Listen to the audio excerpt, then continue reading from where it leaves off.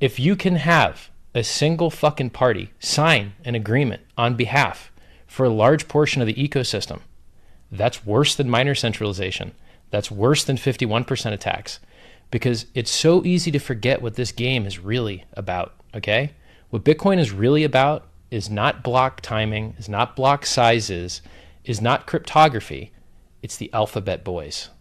When the alphabet boys don't like what you're doing, they kick your fucking door down and they take all your shit and they put you the fuck in jail. Ask eGold Guy. eGold Guy got fucked up. And what did he have? He had a digital currency that allowed people to transact over the internet. And that motherfucker was this close to going to jail for 20, 40 years. Now, why has Bitcoin not had its fucking door kicked in? Because there ain't nobody that you could name or that they could name that's actually in control of a large enough part to fucking matter. So if you go and you kick someone's door down and you shoot their dog and you drop a fucking flashbang on their infant and do all these wonderful things guys with guns sometimes do, guess what? That part that they polluted gets routed around using the consensus of all the parties that didn't get fucked up.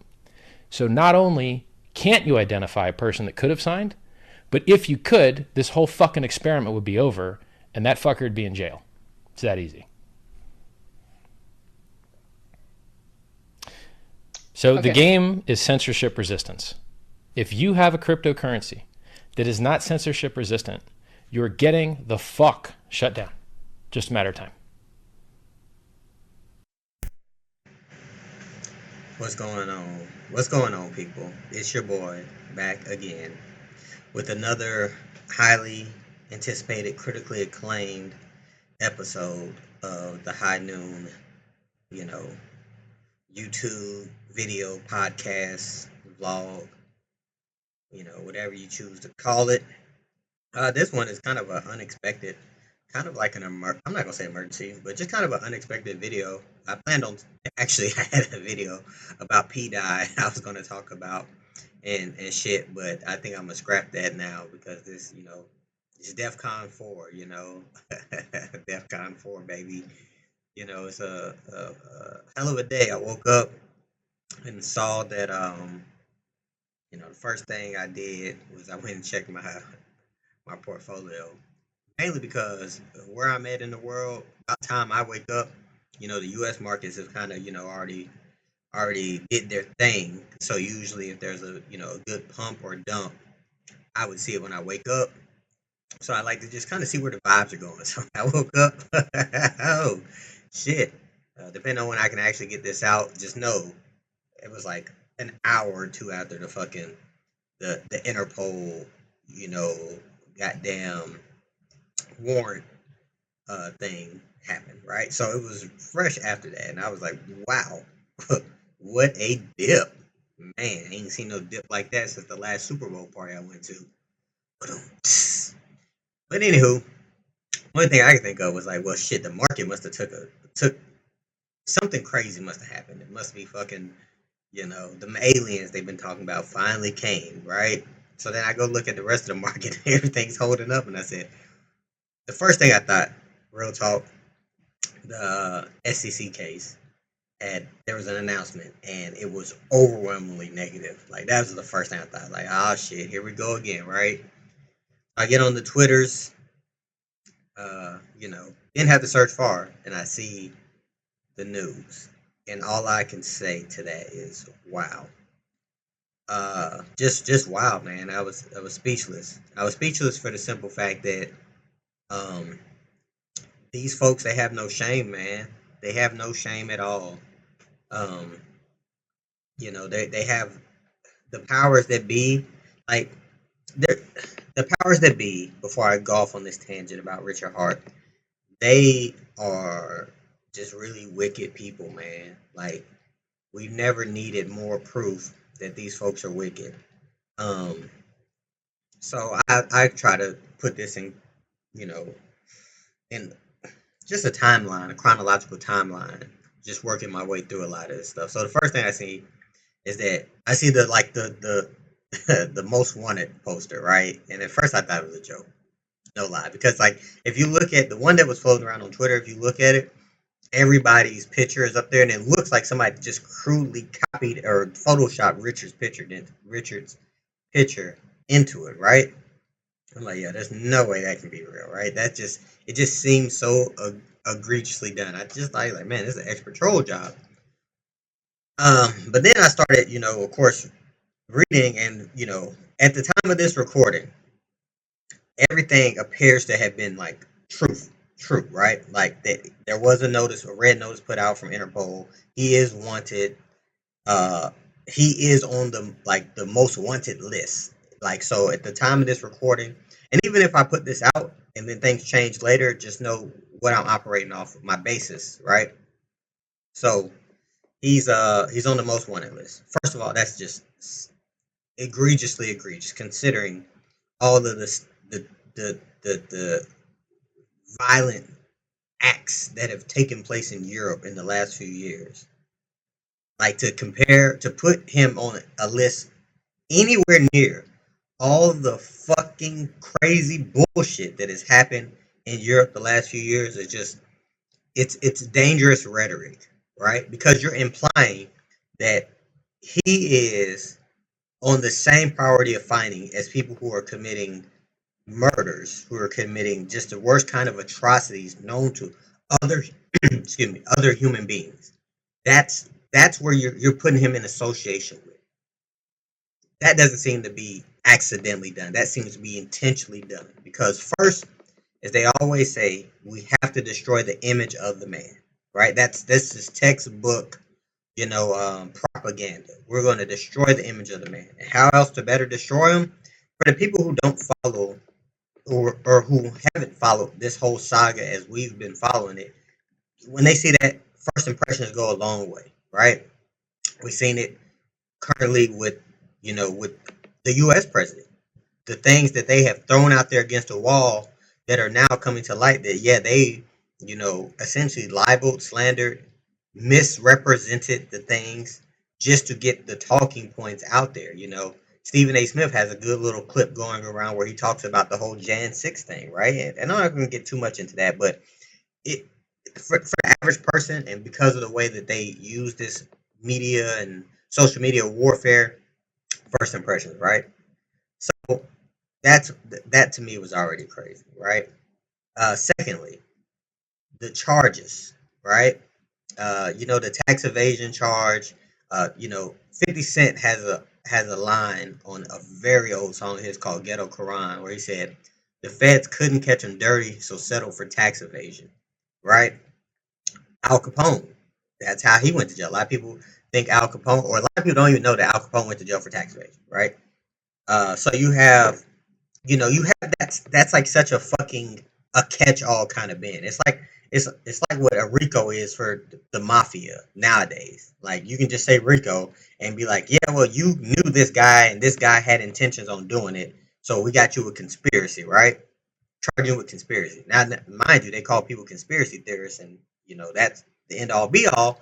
But so they're getting them on tax evasion, right? Now, we already know how wicked this game is, how much money is laundered, how much taxes are evaded, right? You could get any rich person on that, right? But anywho, we're here. And then they sprinkle in, I think it was aggravated assault, a little garnish on top of that. I seen a thing that said that this assault happened February 16th or 17th, 2021. So you're talking about almost 4 years old. But think about those charges levied against them: tax evasion and assault, right? Most wanted list. So that's where we sit right now today. We sit with a obvious, obvious fucking, miscarriage of justice. I watched a Roger Ver interview with Tucker Carlson, and he talks about how, um, just the charges they levied against him for, I think it was evading taxes too. And he's saying the period in time in which they're claiming I evaded taxes, I wasn't even a U.S. citizen. So I'm not gonna say it's flimsy or whatever the case may be, but it just seems like it seems like bullshit, man. It seems like bullshit if we're keeping it a bean, right? Um, I think that this will have a I think that there's an unintended consequences that actually favors us in the sense of like similar to what's happened in current U.S. politics is that a lot of people start to realize like, man, this shit's kind of ass, and they're purposely targeting this person. It's coincidental that uh, there was supposed to be a wrap up, or not a wrap up, a judgment or something coming out of the case, the SEC case, right? And then all of a sudden, I'm not gonna say information has been available, but you're talking about an assault from 2021. The sack phases happened in 2022, beginning of 2023, and it coming out right at this time. It just seems very wild, seems very suspicious, as I would say. But I will say this though. Um, Richard, I want to give Richard a lot of credit, and people, it's funny, right? I seen Corey Costa talking about this is the time that we should all put aside our differences and back Richard Hart. And just a couple of days ago, I seen him talking shit about XT shares, calling it poo poo shares or something. So, but that just goes to show you how fake and flagrant these so called community members are.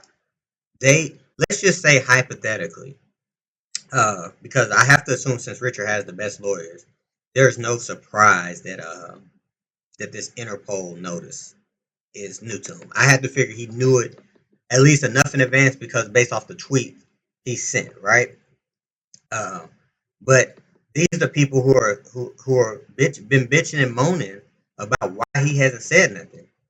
And in one hand, you have the SEC suing you, and then on the other hand, you have Europe's fucking international police department essentially issuing a warrant for your arrest. And people have been just bitching and moaning about him not talking.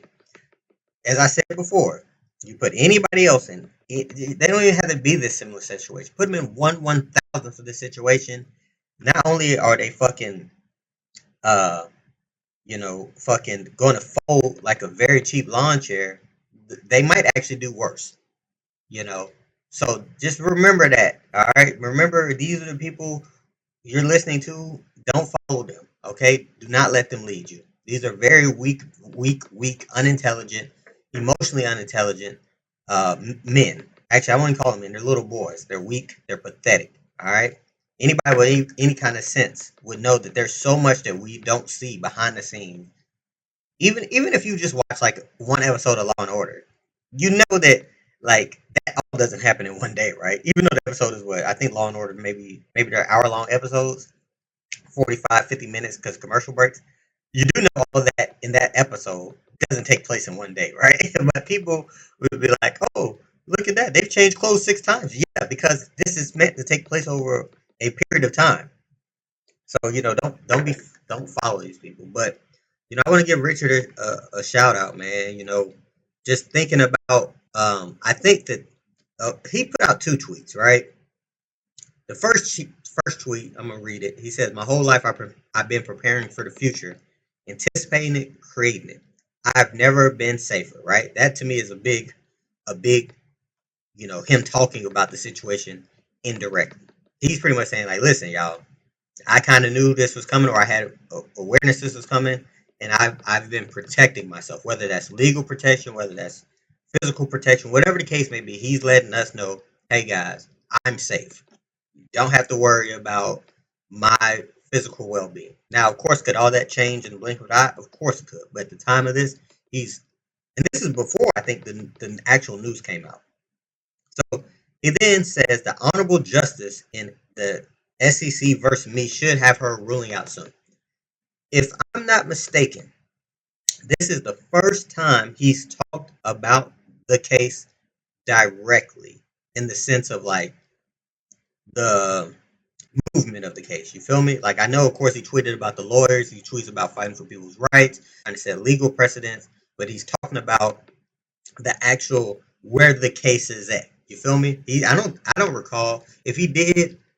Uh, Excuse me, I don't have all of Richard's tweets over the last year and some change committed to memory, but this is the first time I remember him actually saying anything. even after what many Hexicans described as a fucking slam dunk on Halloween during the hearing, he never said anything about that. He never said like, "Hey, I heard the hearing went well" or nothing, right? Then he continues on to say, "Donald Trump will be in office soon." To me, that is a huge green flag. Why specifically point out that Donald will be in office? Is that, are you trying to signify that, hey, things are going to change or things will be better once we have Trump in office? Now, us who've been in crypto have already kind of been going along with the narrative that Trump wants to be. He is building a crypto friendly cabinet administration, and therefore the bag should pump. Right? That's our transitive property. If this equals this, then this equals this, then this, right? But what if he's trying to signal that, hey, Trump's in office, you know, I maybe, I mean, his dev did come out and pretty much imply that fucking they've gotten a hold of him before, whether it's Elon, whether it's Trump, whether Trump personally, the administration. Um, Donald Trump Jr. I think follows Richard Hart on Twitter. So I mean, we got realistically, in the grand scheme of things, we have a lawsuit and a criminal case brought against an American in the crypto space that our new administration is supposed to be pro crypto. I don't know if he's trying to signal something like, "Hey guys, don't worry, Trump will be in about 30 days. You know, this should be over before you know it, right?" I don't know. But then he talks about the actual products, post chain hex and E, functioning wonderfully. This makes some entities mad, but there's literally nothing they can do about it except be mad. Now, to me this to me speaks to the whole everything that's happened, the IPFS, the no expectations, the who controls the keys to the SAC funds. To me this says that whatever safeguards are in place for, if, let's just say hypothetically, he goes to jail or anything like that, there's nothing that anybody can do about it. They can't take it offline. To me, this actually even speaks more to the SAC fund in '08, that there's maybe some kind of dead man switch to stop that from falling into some government hands where they can sell it off like they did all the Bitcoin seeds from the Silk Road. I don't know. Like I said, man, I'm just speculating. I'm just reading. I'm inferring these kind of things. Then he finishes it saying, "Nothing can stop an idea whose time has come." Very powerful statement. Very powerful statement. It kind of reminds me on the scene of V for Vendetta at the end when when V is killing everybody, and then the guy asks him like, "Why won't you die?" And he pretty much says like something like, "You can't kill an idea." Something I'm loosely paraphrasing. It's been a few years since I've seen that movie, but he's right. All it takes is one idea to spark change in the world. you know.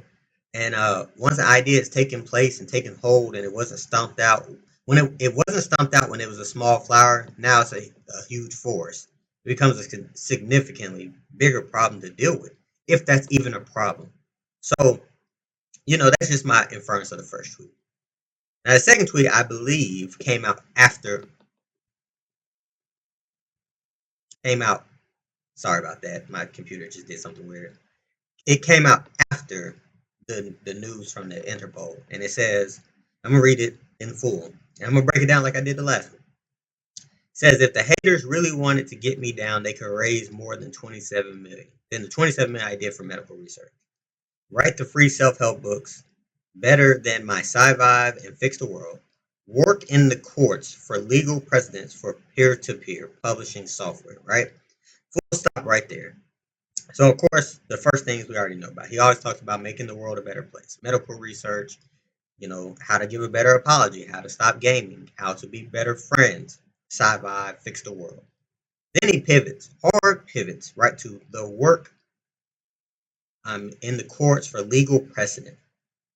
Yeah, he's not looking for a dismissal, y'all. He's not at all. That doesn't speak to me as somebody who's looking for a dismissal. That to me speaks as somebody who's looking to go toe to toe, mano a mano, and make case law to say, hey, y'all, all that shit y'all was talking earlier, Throw that shit out the window, dog. We here now, okay? This is the way that this shit should be established moving forward, right?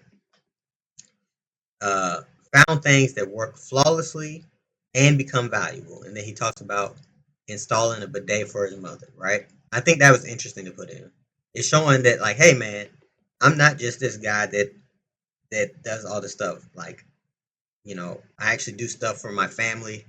I try to make things a better place. It's just throwing that in there. It's kind of like, I'm not gonna say humanizing them, but it kind of does, like, in a sense. Next paragraph. Nothing makes haters angrier than success. Reminds me of that Drake quote. Jealousy is nothing but love and hate at the same time, right? We know these guys, they hate Richard, they envy him because they can't be him, but they admire the things he do, even though if they won't say it out loud. Every time they think of you, it reminds them of how they're not doing half what they could. They let themselves down, they let their families down. It's easier for them to tear down others than to rise up themselves. Hate is a poor substitute for progress. Why settle? Oh, well, hold on a second. I'm gonna stop right there. He's right, man. These people, they're nowhere near as accomplished as him. They're nowhere near as, they can't do the things he's done, and that's why they hate him. They hate him because they know in their heart of heart that he's better at this than they are. Yeah, they may have a bigger following. Yeah, they may actually scam people more, but they know that, hey man, this guy's legit, and but they choose to hate because, and most of that is a deep seated jealousy, but also that's an inferiority complex within a lot of people. Man, it's easier to tear down. It's easier, especially if you think that somebody is your peer and you see them outpacing you, outlap, or they're lapping you in a proverbial track race, right? They're lapping the field and they're like, it's common. It's why people hate on, they hate on LeBron for a lot of reasons, but they also hate on him for how great he is at basketball. They hate on Floyd Mayweather for a lot of reasons, but they can't deny the boy is a talented boxer. The greats always are hated, and it's because of really people who are mad that maybe they think they deserve what they have, or that they're smarter than them, or that they're better than them, and most of the time they're not. The last line. Why settle for being wanted when you can be the most wanted? Oh man, bravo, Richard, bravo. To me, that's a little humor. That's him taking a little jab, a little humorous jab at this whole situation. Saying, "Oh, listen, you, uh, all these other guys, all the other people, all the other real scammers, right? The SBF, the Mashinskis, they were never most wanted. They were never on this. So he's even saying, listen, I can be wanted better than y'all can. The only difference is he's wanted for stuff that probably really ain't true. Probably some made up monkey bullshit. And those guys were actually guilty of the crimes they're being accused of, right? Oh man, just how hilarious. He's even saying like, listen, I'm a better criminal than you guys, and I'm not even a criminal. So another shot at them.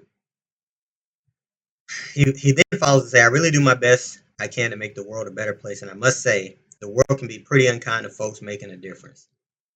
First they ignore you, then they laugh at you, then they fight you, and then you win. Mark of a champion, man. They doubt you until they can't doubt you no more. And this tells me that Richard Hart he's ready to go to war. That's what it sounds like. I've always known he was ready to go to war from the time he dropped the notice that he had 11 lawyers and that, all this stuff. But he's really reiterating it now. He's the proverbial, pulling the sword out the sheath kind of action right here. Saying like, listen, we're at the time now where it's time to fight and fight, like really fight, obviously. Um, then he speaks on thinking about how much we've accomplished. It seems like someone up above must want it to happen. Listen, man, I know that there was a lot of talk about, especially if you think about the highest of stakes movie where folks are saying like, oh, Richard's a god and stuff like that. I know Richard don't think of himself as some kind of deity, but there is some kind of poetic justice, who believes that they're guided by somebody looking after them. There's somebody that owns this battle, right? And because it is a battle, this is a battle. Don't get that twisted. That there is obviously somebody that wants that he believes he's on the side of good. And in this battle of good versus proverbial evil, that there is somebody looking out, somebody who's watching your six. Because if you're on the side of good and the things you're doing actually help and not harm, and you continue to have success helping and not harming, there's somebody, whether you believe in that kind of stuff or not, it's good to believe. If it's good for people who are facing very tough battles to have something to believe in. Sometimes all you can have is hope. Yeah, you don't even know where that hope comes from. But hope do give people strength. There's been incredible tales of people who've been, whether they've been kidnapped or stranded somewhere, whether it's at sea or in a like on top of a mountain, or something. They just had hope that they could see their family again, and that hope gave them the strength to keep on day after day, chopping wood to get back to their family, their friends, their loved ones. So you can never take that for granted. Never, ever, ever.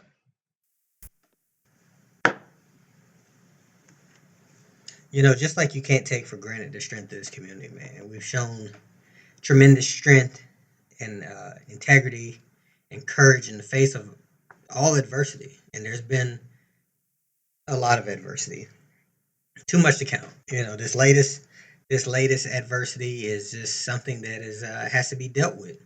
Nobody said it would be easy.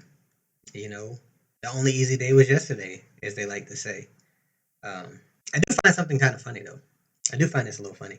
I was driving and I was kind of thinking about everything, and I was thinking how the charges levied against Richard are not that of a scammer. So on one hand, we have the SEC with their lawsuit. Remember, that's all civil. That is not, um, the SEC is not a law enforcement agency. They can't come lock you up, right? That's all civil. They're accusing him in a civil trial of defrauding investors, and we kind of see how it's unfolding with the transcript and everything. That it definitely seems like the SEC kind of didn't dot their T's and cross their I's, as I like to say, right? So, bam, right? Rich Hart's the biggest scammer. That's the narrative, right? Remember? So, SEC kind of taking care of itself. This um, criminal charge, this red notice, is nothing about being a scammer or defrauding investors or nothing. At least from what I saw, it's from tax evasion. Alleged tax evasion. So it's funny how we're incidentally in many ways destroying the narratives, and we'll see what they hop to next, right? We'll see what they hop to next time and shit. As far as, I hope that wasn't too loud in the background, motherfuckers drag racing this shit out here. Um, but we'll see, right? I was thinking about that. That's kind of funny, right? All the narratives are being slayed, like right in front of our face. Then I was thinking about something else. How many crypto communities could live through two Black Swan capitulation events? And last at the time of this recording, I think Pulse has bounced back to point zero, four zeros and a six. So yes, we are still under sacrifice price. Make no mistake about that. But two capitulation events, essentially two different national governments in many ways. I mean, more specifically, an enforcement agency and a fucking intelligence agency or a criminal prosecuting organization in Europe have both targeted Richard Hart, and we're really kind of still in the fucking prime position to make things happen. We're still closer to our all time high, I think, than XRP is. In many ways. So just looking at that, that's kind of interesting. Like I said, man, it shows the strength and the resiliency of what is being built, and it's showing. It's showing. Richard used to always say he wanted to use the most battle tested, software, because you would have less, negative externalities or bugs or whatever that you could find because it's already been battle tested. We're slowly but surely turning into the most battle tested crypto. Now, of course, one could argue Bitcoin's been more battle tested. It's been banned by nation states. It's been, you know, used in political theater. It's been all this other stuff. But besides them, I mean, realistically, who are you going to talk to as far as being through the trials and the tribulations? A lot of people like to say XRP, but I mean, all things being considered, XRP kind of kind of really looks like what they're accusing of. Now, I hope just for legal purposes that they're not what they're being accused of, but just know, just from the outside looking in, right? So we're entering very uncharted waters again, yet again. But I don't think that. I actually think we're getting to a point of fatigue in many ways. I think a lot of people are getting fatigued and believing the hype and the noise around, especially with the SEC lawsuit. And I think even to this lawsuit, I don't think this dip. Well, we've already seen it. This dip has bounced back tremendously from at the time of this recording, and I think a lot of that has to do with the current president of elect. I think a similar thing happened to him. They got fatigued because they felt like all these things were like anything they were just throwing things at a wall to see what would stick. And after a while, even the most casual person would be like, "All right, this is getting kind of ridiculous." And they started to change their tune up on how they kind of felt about the president elect, and in regards to all the legal things they were trying to do and throw upon them. And I think a lot of the buyers in the RH ecosystem are thinking the same. I think a lot of money that's sitting on the sideline. I want to say that when this all happened, and I kind of woke up and got on Twitter this morning or X or whatever. This one person, storyteller underscore 17, he was posting the bridge activity because the bridge was clogged because there was so much inflows and outflows. And he was reporting that there's a few people that had never interacted with PostChain were bridging in very large clips. I'm looking at it right now.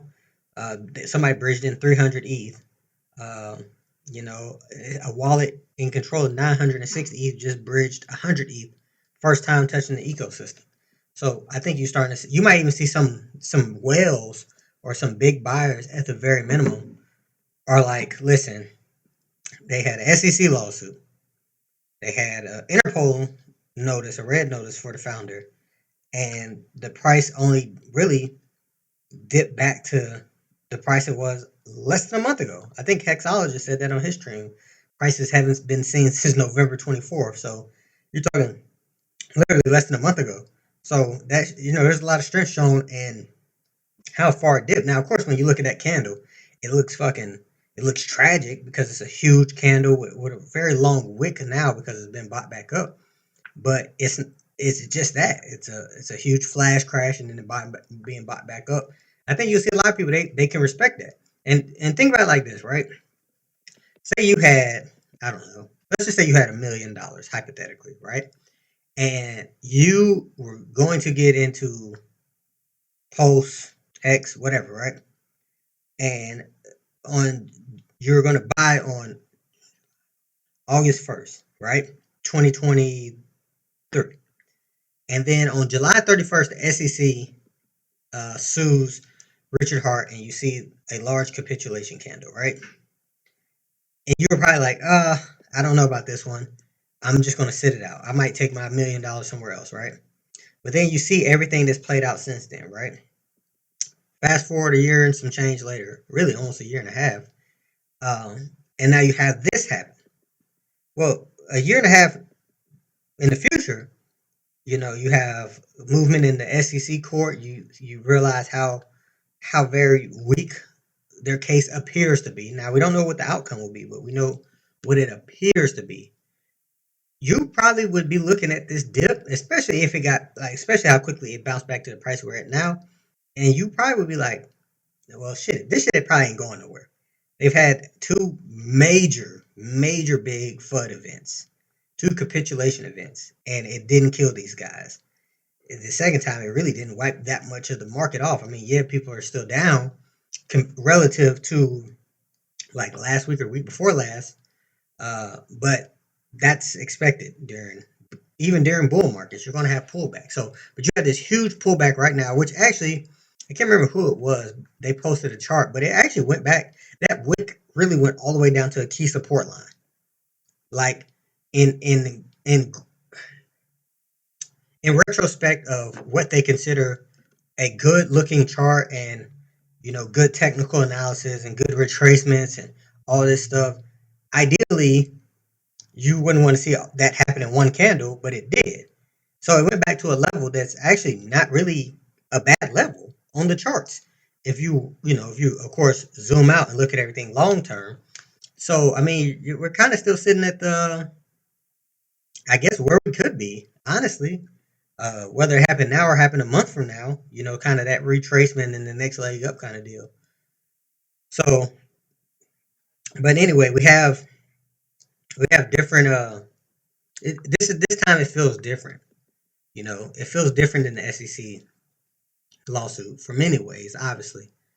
Uh, and most of that is just the overall market, or not even the overall market, but the ultimate overall sentiment of the way that we perceive things will be going moving forward, especially with the new president and a new administration. It doesn't feel like this is a death sentence, because we feel the people who are not trying to stifle this crypto stuff are going to be in charge, and therefore the protections that should be provided to American citizens will be provided to American citizens. As much as people don't agree with the Tates and the way they conduct business and stuff, they're still American citizens. You never once heard anything. At least I never once heard anything from our government in response to the things they were going through in Romania. And realistically speaking, you know, as an expat, which I am, I currently live abroad. I still have to pay taxes to to the states, right? So just because you live overseas don't mean you don't have to pay taxes to the states. Now there's a bunch of different things you can do to limit your tax exposure. That's still the case. But as a tax-paying citizen, which is you're supposed to be afforded such luxuries, and it kind of felt like if you wasn't with the program that was being pushed, they would leave you to rot. So it doesn't even feel like that. It feels like even if like let's just say hypothetically they put out the notice for Richard, he goes and turns himself in or whatever, and he sits in jail for 30 days. Maybe won't even sit in jail. Maybe could post bail like Roger Ver was able to and stuff. It feels like in literally 30 days, when the new regime take over, a lot of this stuff will fall by the wayside because it's going to be like, what do you mean that y'all have one of our guys on the most wanted list because of what? Because of this? That's what's on his most wanted list? Yeah, it doesn't seem like and of course things can always go different, but it doesn't seem like too crazy. It doesn't seem too crazy. And then plus Richard's tweet leads me to believe that he has a firm grasp on the things that are going, or where things are going. He has, allegedly he has a lot of money and he can afford the best legal protection there is, and that goes a long way too. And even if it, let's just say hypothetically, right? We'll go back to the SEC argument. Let's just say he had to pay a fine. Let's just say they say, hey man, you're evading taxes. You owe this government $50 million. All right, he cuts the check for $50 million and they drop the charges. Right? It could really be that simple, honestly. We know that there's always you can usually pay a price. CZ paid a price. It's a couple $1 billion, and he had a 4 month sweetheart deal, and that was really only to be like, hey, listen, we're going to put SBF in prison. We're going to put Mashinsky in prison. We're going to put Do Kwon in prison. We can't just not let you not be in prison. They gave him a 4 month sweetheart deal for the stuff they alleged that he was doing, and most people think that was in retrospect to him crashing uh FTX, which the dude from Shark Tank he spoke on that, saying that CZ like publicly margin called SBF when they knew that he didn't have the money, and that's what led to the essentially the bank run on the FTX token that caused the liquidation and the crash of it. So you know, it's just where we at, man. It's where we at. It feels messed up because of all the things like I'm pretty sure like 95% of people, and I'm being generous with that, thought that we would already be rich right now and in Monaco with life changing and wife changing money, as Mr. Crypto Seven Soul always eloquently say. But we haven't, and we've had to fight and scratch and claw for every inch that we had, and Hopefully you were hopefully you've been these last few years you've been buying as much as you could, because you know the rain won't continue to fall all the time. There's going to come a time when we're pumping to the high heavens, and it might not be on the traditional crypto cycle. I'm actually really starting to believe it won't be on the traditional crypto bull cycle. I think that our pump is going to it's going to come a little bit later than everybody else's pump, and I think that will be done. Listen, I'm not going to say that there's some master puppeteer pulling the strings of things, but I could see a scenario, a timeline, a universe, a multiverse, where maybe we pump when everything else is crashing, just to have the spotlight sorely on us as people are selling and de-risking out of other cryptos. They're chasing the green candles that Pulse Chain is providing. You know, um, maybe, who knows, right? Who knows how any of this is gonna play out? The only thing I can really tell people is, stay true to your convictions, stay true to your beliefs. I talk to a lot of my own boards all the time, and I tell them, listen, man, you know, you got to be prepared for fame or flames, as we used to say in the Air Force. Live in fame or go down in flames with this shit. Now, am I telling you to go all the way to zero? No, but I'm telling you, I'm prepared to go all the way to zero with it, because, in my opinion, these things can fall 90% as they have 99%, and then get off the ground like the Undertaker and go back up. And if you're not prepared to take it all the way down there, I'm not going to say you're in the wrong market, but you might want to evaluate what kind of markets you in, because it has the highest upside for a reason. Ain't no such thing as a free lunch. It's very rare that you're going to be that guy that's on Twitter that's showing off a $80 buy in this stupid meme coin that goes to 1 million.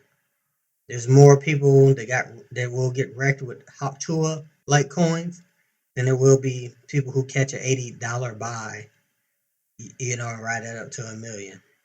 And we already know this crypto movement has been hijacked. There's no reason that 95% of the Twitter or the crypto personalities should have their tweets amplified as much as Richard Hart does. I really honestly don't even think 95 personalities should have their tweets magnified more than people like Eric Wall in them. You can't tell me that these come by night influencers, you just go to their page and they got 700, 800, 900,000 followers, are not paid shills by whomever, right? I'm not even gonna say who they could be paid by, because they could really be paid by anybody, and you can't tell me they're not. It's been proven time and time again. These people are paid very handsomely to bring people into the meat grinder. So when they sit back and they try to call Richard a scammer or Hex a scam, just remember that most of them don't know no better, and most of them are paid to do that. They're purposely paid to shield against the things that can actually save crypto. Regardless to what, like, before I go, just a point of emphasis here, and I think I spoke on this in the last video I put up, or maybe it's the first video, about the people kind of like poo pooing on hex stakes. So on staking hex, right? There is nothing wrong with staking hex for a future day, right? You can't tell me that if every financial investment that has ever existed that was worth a damn, that you would want to emulate, you cannot tell me, given the history of what we have, that holding it for 15 years wasn't possibly one of the best ideas you could have had, right? You show me where the person who's mad that they bought Google and held it for 15 years. You show me the person that's mad that bought Bitcoin and held it for 15 years. Show me the person that's mad that bought you know Amazon and held it for 15 years. I want to see these people. I want to see them. So you can't have a financial instrument that has a very proven track record, right? And then try to make it seem like that's a flaw, especially when you don't have to participate with it.